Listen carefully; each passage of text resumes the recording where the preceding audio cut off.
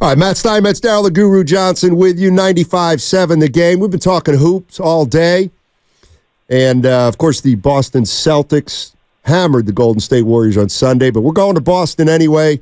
And we're going to be joined by Rob Bradford. He's the host for WEEI, and he also has a baseball podcast you can hear on Odyssey. Baseball Isn't Boring. Rob, thank you so much for joining us. Appreciate it, man. Oh, man, it's my honor. Big fan of you guys. Thanks so much for having me. Thank you very much. Appreciate it. I was actually out and about yesterday, and a guy was telling me, boy, who works down near the ballpark, there's not a lot of buzz about the San Francisco Giants right now. Is there any reason for hope? It seems like they got better, but it looks like everybody else in the division got better. What are you thinking about the San Francisco Giants? Well, I think it's two different ways to look at it. It kind of surprises me because if you compare what the Giants did to what a ton of other teams in baseball didn't do, everyone would be like, "Oh my goodness, are you kidding me? Chapman, you Soler, all these guys.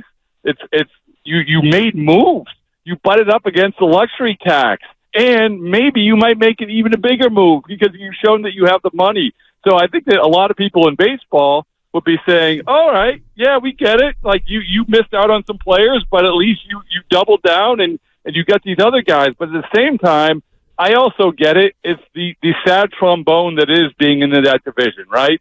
It is the Dodgers. The Dodgers sit there, and then, Padres are there. The Diamondbacks went to the World Series. I get it. But at the same time, I don't know why you wouldn't be at least mildly optimistic. And I understand there's pitching issues, there's pitching injuries and all that. But still, the fact of the matter is that you have new players. You have new players that you should be somewhat excited about.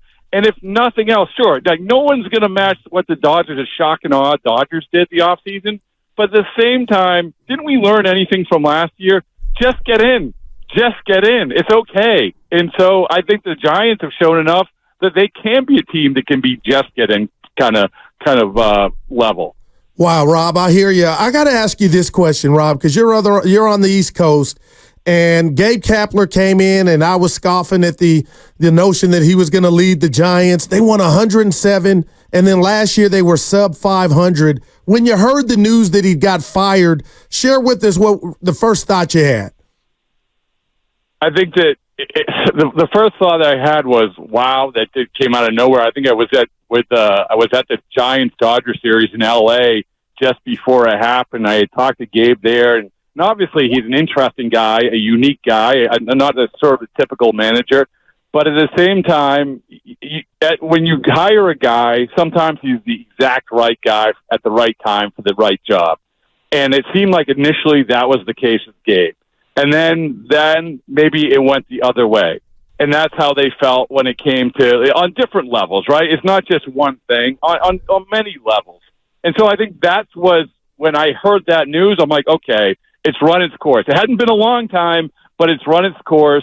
And for what they're looking for, it was maybe the shelf life for Gabe Kapler wasn't what they had hoped it would be. But he was always an interesting guy, but sometimes the interesting guys don't last a whole long.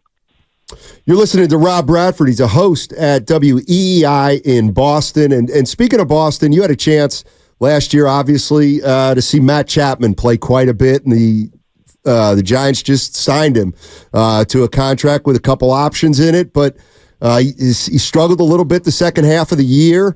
What do you think about Matt Chapman and his prospects with the San Francisco Giants, knowing that he's going to probably be their everyday third baseman?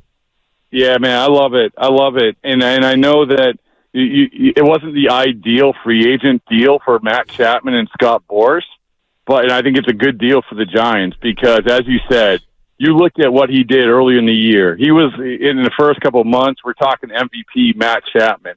And if you watch the guy, when you watch the guy, it's so impressive what he can do defensively. And this is another big challenge that the Giants have, right? It's like, yeah, sure, you can get the pitchers there, but you're going to get the hitters to agree there. J.D. Martinez doesn't want to go to San Francisco, whether that was right or wrong. But you hear that narrative with the hitters. So the fact that you got a legitimate hitter when he's going right, and I do think that he will be going right, you'll get better. You'll get more of the first half Matt Chapman than the second half Matt Chapman. you get that guy who's a legit hitter, middle-of-the-order hitter, along with an unbelievable defender. I love this acquisition by them. Rob, I'm a 70s baby, man. I'm in my 50s, and I love the game. I'm mad at it, but I've warmed up to the pitch clock and the runner on second base and extra innings. But what happened this offseason and what's going on with the Dodgers? And, you're Red Sox, so you guys spin. But I feel like, Rob, there's the haves and have-nots. And I just feel like it's the Dodgers World Series to win. And it's not like the NFL. Somebody could come out of nowhere, or a Giannis in Milwaukee, a kind of a small market. Talk to me about the state of the game. Do I sound like an old fogey? No. Talk to me, man. You're scratching right where I itch. So I hear what you're saying. But here, I'm going to make you feel good. The thing is, all right, we can talk about the Dodgers, and it's fun if you're a Dodgers fan. It was fun if you were a San Diego fan last year. But at the same time, what baseball has done, what they didn't expect, was that, bizarrely, that these teams that sneak into the playoffs, that don't have that time off, they're the teams that actually make the runs. You have the Rangers, you have the Diamondbacks winning 84 games. I just did a podcast with Mike Hazen of the Diamondbacks, and all he could talk about, not going to the World Series, but the fact that we got to do better in 84 games. We got to do better than 84 wins. And so that is what all these teams that didn't spend like the Dodgers can hang their hat on, and they should. Like I said, I mean, the Giants feel like a team that if you get in, if you can set up your pitching and you can make some additions in that respect, then why not? Because it hasn't worked out for the Dodgers. It hasn't worked out for the Braves. And it's fun to take those rides if you're on that fan base. But at the end of the ride, you got to be worried that it's going to be a cliff that you didn't expect. Mm-hmm. And that's been the case for those fan bases. Rob Bradford joining us. He's a host for WEEI in Boston. You can also hear him on an Odyssey app. Baseball is not boring. That's the podcast. What do you expect out of the Padres this year, Rob? See, I think they're going to be really interesting because, obviously, I'll say it again, the shock and awe offseason of the Padres didn't work out. Right. It was a bad combination of people. Now, they've turned some things over. They've lost, obviously, Soto. They've lost, obviously, Hader. So they've lost some key guys, but I went to that camp and I sat down with Xander Bogaerts for a while, and I feel like it's sort of like, okay, you know what? Yeah, we lost these guys, but it'll be okay. You still have a lot of talent. It's all right.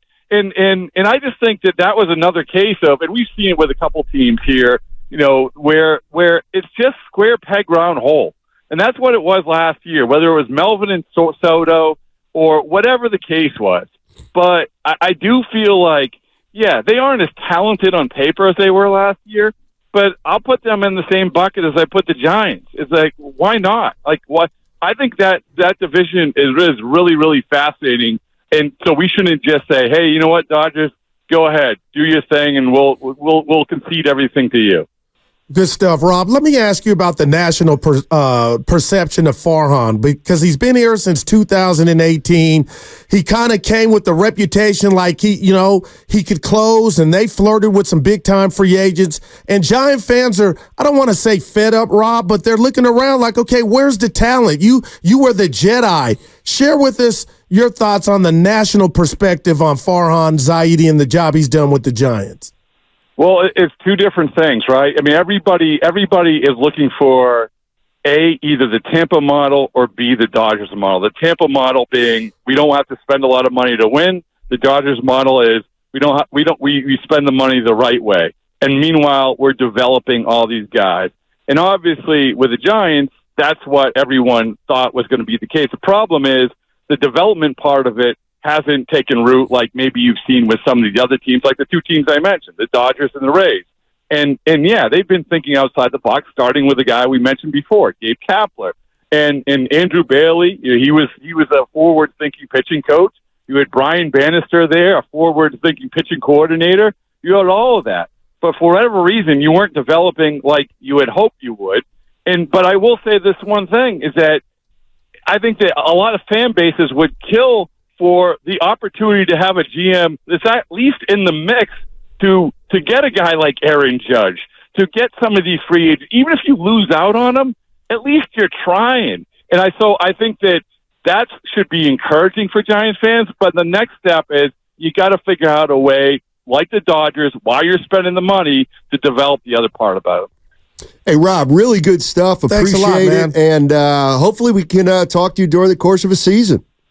Hey, listen, I appreciate it, guys. I got the baseballs and boring T-shirts on the way, so it's going to be a fun season. It's going to be great. All right, I'll throw you. My producer will give you our address out here. I'm an XL. My partner's a double XL. Hey, all right. Yeah. Have a good one, Rob. Appreciate it, man. All right.